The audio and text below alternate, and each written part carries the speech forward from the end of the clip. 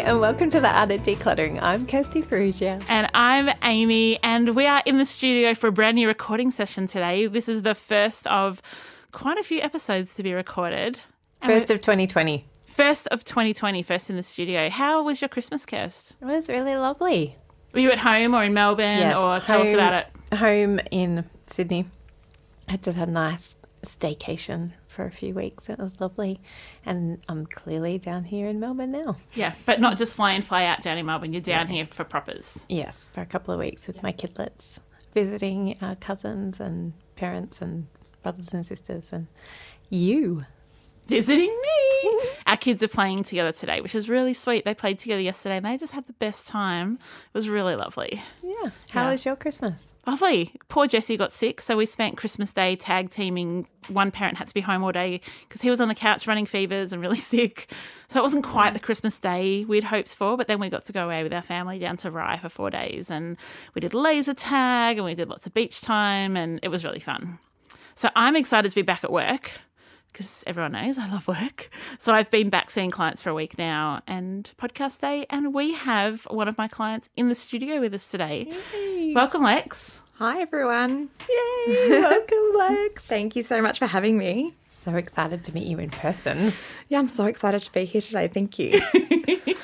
We decided to invite Lex in because Lex has been one of my clients and we've been working in her home. I get to go down to Blairgowrie and it is just beautiful. And one of my little habits that I don't think I've talked about on the podcast yet is that and Lex, I don't even know if you know this. No, I don't think I do. After I see you, I go home via the front beach.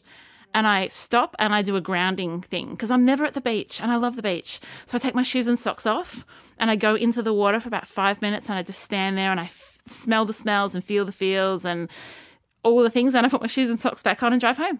That's beautiful. I do it every time. That. It's the best. It's really nice. So we have got you in, Lex, to hear about your experience as a client of Amy's and client of ours, and also just to learn more about you and hear some of your story and what makes you unique. And we know that our listeners are going to get so much out of your lived experience. It's going to be awesome. So how did you first hear about the Art of Decluttering? I actually just kind of stumbled upon it. I was a big Becoming Minimalist fan with Joshua Becker. He's awesome. Yeah, we're actually in personal contact. But No, stop. Okay. Tell us more about that, please. Well, actually, it's sort of a funny story. I got really upset on their Facebook page because people were talking about decluttering their pets. And it really upset me that Fair enough. you shouldn't declutter your pets. So he personally messaged me and we had a chat about it. But that's kind of how I started with the decluttering, was through that. And then I found that the American ones were a bit harder for me to relate to. I really wanted an Australian one, and I came across your podcast and listened to it for a while. And then I just kind of went, you know what, I need to do this. Like, I'd been doing little bits and pieces, but I had a really big vision of what I wanted to achieve. And I thought, I actually can't do it in my current state of overwhelm without having someone to come into my house. And that's when I got in touch with Amy, and she came and helped me absolutely massively. So that was a few months ago. And yeah, the effect has been amazing. Really, really, really good. Tell us about that. Well, I think it was really funny the first time that you came and we did my kitchen, because I thought that's such a weird place to declutter. So I'm a single mum. I've got a 2-year-old, and so I'm always overwhelmed. And we started in the kitchen and I thought, okay, we'll see what's going on here. But that was about 6 months ago or so. And literally everything is still where we put it. So cooking, cleaning, like the flow and effect of even just that one room, cooking, cleaning, so much easier. Don't ever have to where is this? Where's that? Like, you always lose your Tupperware and all the little bits and pieces that go with the sippy cups and all of that. It all has a spot and it always goes back to its spot. And when you told me, we started there because it was less emotional, so it was easy for me to declutter it. It kind of blew my mind because you eased me into the really hard places. And there were some hard places. There were some that I was like, can we just not? Can we not do this? But it did ease me into, there was one session where I just went, let's just get rid of everything. And so the process and that you have to go through with the decluttering was just made so much easier by having Amy physically in my home talking me through it. Yeah. So lots of people listening have done that. They've either decluttered their kitchen or they've decluttered a space in their home, and whether with a professional organiser, but mostly by themselves, and yet they haven't had the breakthrough that you have had. They haven't been able to maintain it. What do you think? Why do you think you've been able to keep your kitchen clear and been able to make it last? Because often people do that and 6 months later they're back in the position they were. Yeah, so my main living room we did have to declutter twice. That was sort of my catch-all area, and that was a tough one. But everything else has been fairly easy to maintain because everything now has a home. So I don't have all these extra things, and the philosophy that Amy taught me behind that. So if you have something that's in a box, it's not being honoured. That was a huge light bulb moment for me because my walls were bare. I wanted to put things on the wall, but I just was too emotionally overwhelmed to figure out where everything went in my house. And so once I thought about that, I was like, if it's in a box and it's going to stay in a box, it should just go. If it's in a box and I love it, put it on the wall, put it on display and actually enjoy it. And that meant it was so easy to decide what goes, what stays, and what I want to put on display. So I think that was a really, really big thing. And I couldn't have done that on my own. I would have just gone back into, I'll take a couple of these homewares out, I'll leave the rest in a box and go through it again. Because that's always, you go, I'll go through it later. I'll figure this out later. So I think that made it really easy for me to stick to it. Learning all these systems so that things I was listening to it today on the podcast, don't put it down, put it away. That's like, oh my God, because every time I'd go, Amy, I'll just leave it here and I'll put it in the room. No, put it away. But it saves you so much time in the long run because you don't have this pile of stuff that you're going to put away later. So I think that was a really, really big thing. Yeah, and that's what we find, that's what I find with my clients too, and we talk about often is that it is that little pile becomes overwhelming.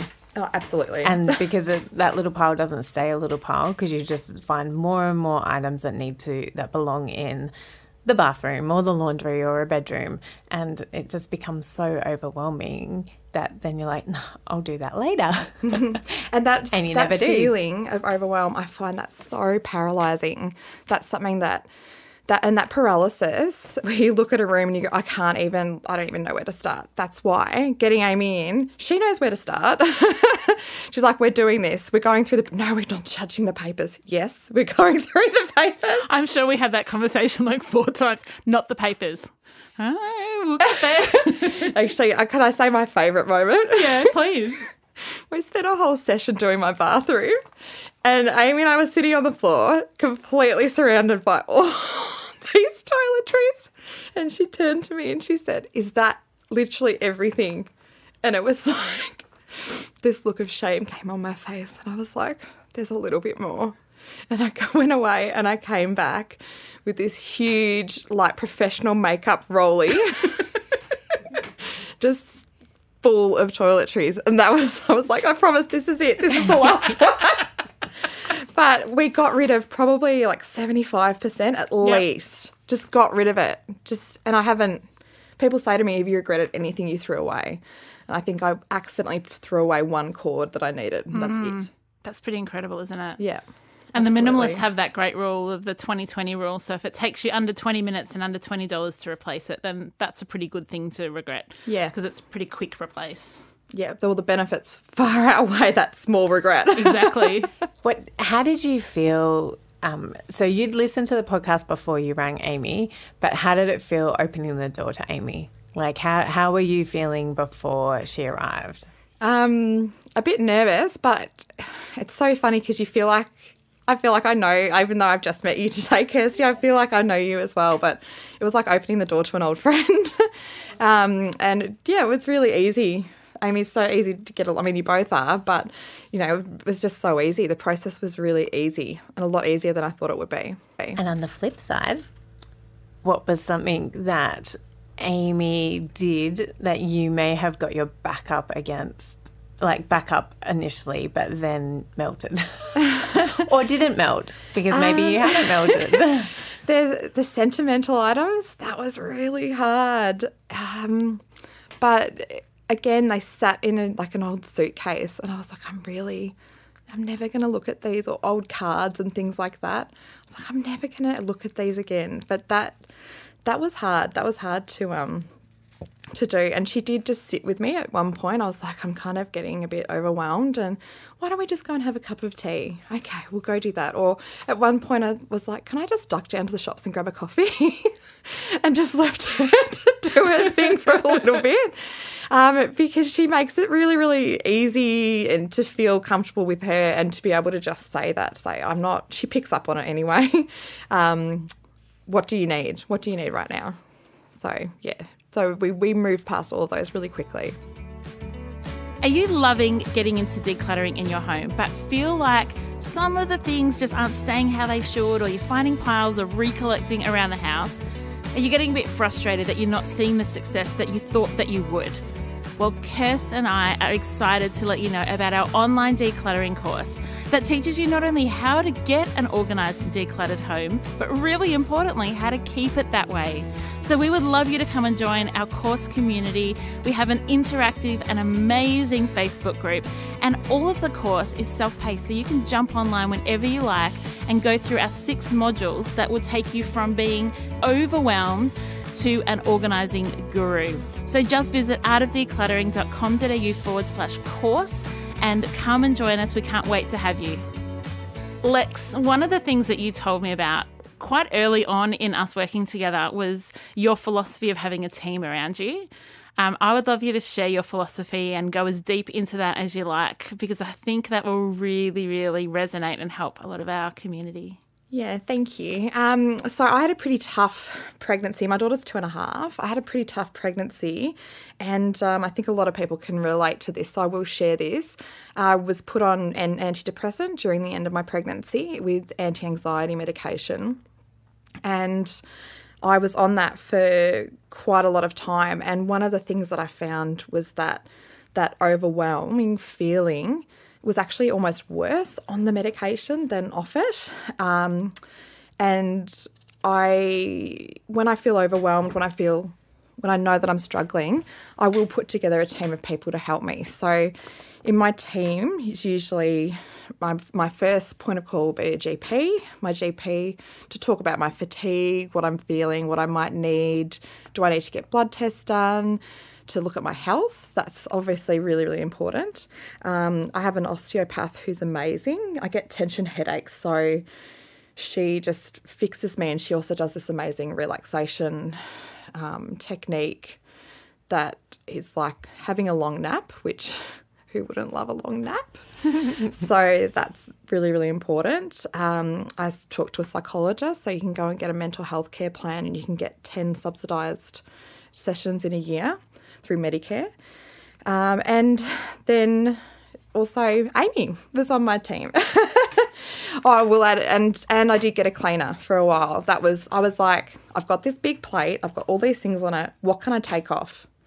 I'll get a cleaner. That was a big thing. And then I was like, what am I spending too much time on? Organising, which was just moving stuff from one place to another place. It never felt better. And so Amy was part of my team, and her coming in and what she's done in my house, it wasn't just the physical clutter that really shifted. It was the mental clutter was the biggest thing. And actually after a few sessions, after a little while, we'd been working together, I actually went off my medication. So I'm medication free now. Wow. I don't need it anymore. Which I actually probably wouldn't have done without you, Amy. Like, honestly, I didn't know that. That's amazing. But the space that was created for me mentally meant I started pursuing my passions again. Yeah. I started to become me. I started singing, I started writing. I had space to date again. It just transformed my life, really. Which is a big statement, but it's true. I saw it with you more than I think I've seen it with any other client, where the flow-on effect was like into every single area. Like you've started a new business. Yeah, well, and that was really crazy because like one of the first little things where it was like the universe was telling me something was I'd had these curtains on Marketplace for a really long time and they were beautiful curtains. There's nothing wrong with them. I just hadn't thought about them. And Amy said to me, why don't we make a for sale box? We'll put it by the front door. And I put the curtains in there. And literally that afternoon, I got a message saying, I'd like to buy these curtains. I'll transfer the price and postage to you. And that day, they were gone. And I'd had them there for months and I was like, okay, that's a good sign. So then I decluttered the garage. The garage is a huge one for everybody. But because I didn't have this issue with, I might need that, I just got rid of almost everything. And at that point, all that was going on with the business suddenly came to fruition. It was like I'd manifested it and I needed a space to store my stock. And I had my garage. So it was it was probably only like a couple of weeks later. Suddenly I've got a garage full of stock for my new business, which is amazing. And I think to myself, I reckon that was because I made space. When you get rid of that rubbish and you make space, you make this space for so much better stuff to come in. So, yeah. Can you give us a quick promo for your business? Tell us about it. I wasn't going to, but yes, please. So my daughter's name is Sage and the umbrella business is called Simply Sage. And I am a primary school teacher but left because I had my daughter. And being on my own without a lot of support, it was too hard to return to work. So what we've designed, I had a lot of people helping me in the education field, these beautiful little show bags called Very Important Prep show bags. And they're for kids going into prep. And it's got all these cute little things like a wristband and stickers and sticky notes and a pencil and crayons and maths games with dice that actually get them excited about going into prep because it's a hard transition. It's hard for parents and it's hard for kids. And I used to teach prep and so I'm really excited about it because I really believe in this product and kids will just love it. So I can't believe that with all of the changes that I've made in the last, few months, that this has come into my life. Yeah. I can totally believe it because I have been privy. You've been in our course community, our Head, Heart and Home course, and it has been beautiful, absolutely stunningly beautiful to see you blossom and see you come into your own and to be one of the most encouraging people in our course community. You're always in there encouraging people and cheering people on and inspiring people with your own story, with this story that you've just shared and all the other things that we are privy to see.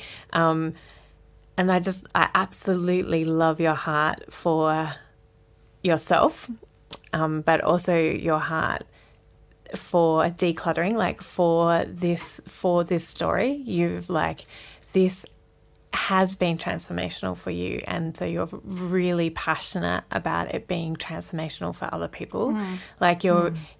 You're in not only in our private Head, Heart and Home course community, but you're in the Art of Decluttering community Facebook group too, and you're always encouraging. You're always people's cheerleader. Thank you. And it just shows your heart for other people, and it shows what a strong, passionate woman you are, that you love community, you're really passionate about community and you're really passionate about seeing transformation in other people. So thank you for being an inspiration to me and Amy as well. Oh, you're going to make me cry now. I'm crying. I'm crying thinking about you. Thank you so much. I see those people sometimes and I'm like, that was me. Yes. And you don't have to be there. Yes. And it's actually really easy once someone helps you. You build your team, and not everyone might have the same resources to build an extensive team, but there are resources available to build your own team either way, in any way, shape or form. Yeah. I love that. Kirst, who's on your team? That's a good question. Have I just thrown you out? Do you want I was thinking about it. Do you want me to share mine first while you think about that? So I've got a psychologist on my team who I adore. We should all have them. I cannot recommend it enough. My GP is on my team. My cleaner's on my team. My Pilates instructor is on my team. My chiropractor's on my team. And my church family are on my team. Like I feel like I've got a big team. Yeah, it's a good team. And I rely on different... I think what you were saying, Lex, Kirsty is the head of the team. Kirsty and Cal, of course. But you rely on different parts of your team in different seasons. And I love that. I think this team concept is transformational. Yeah, because we're not the West, like Australia, you know, we don't have the same community that, you know, our grandparents or whoever had. We don't have that anymore. So it's so nice to not be isolated when you're feeling isolated. Yeah. Yeah. And that's what I like. I love that I love your heart, Lex, because it doesn't need to be a paid team. You know, like you don't have to spend a lot of money to have a team. You don't have to spend any money. Like our Facebook community is part of that team as well. And that, like, absolutely. I'm thinking about, you know, I just can't sing your praises enough, because I'm really thankful for your story of team, because I think that is, if people listening are desiring a team around them, that we want to encourage you to be creative and thinking about how you can build that team around you. Oh, gosh. I mean, there's so many things. You could join, like a local walking club or a choir or whatever it is that's your passion, to find that community spirit. Yeah. Or the church. Church is fantastic for community. Yeah. Kirst, who's on your team? I know you're trying to avoid answering it, but I'm just going to pursue it. So I'm not avoiding it. You're reading way too much into it, my friend. So obviously my immediate team is Simon and the kids.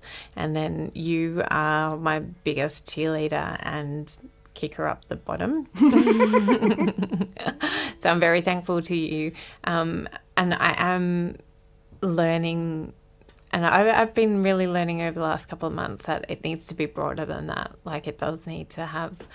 I've had seasons of broader friendships and having more people. Like, obviously I have a doctor on my team, and I have our good friend Owen is my osteo. He's an avid listener and avid member of our community.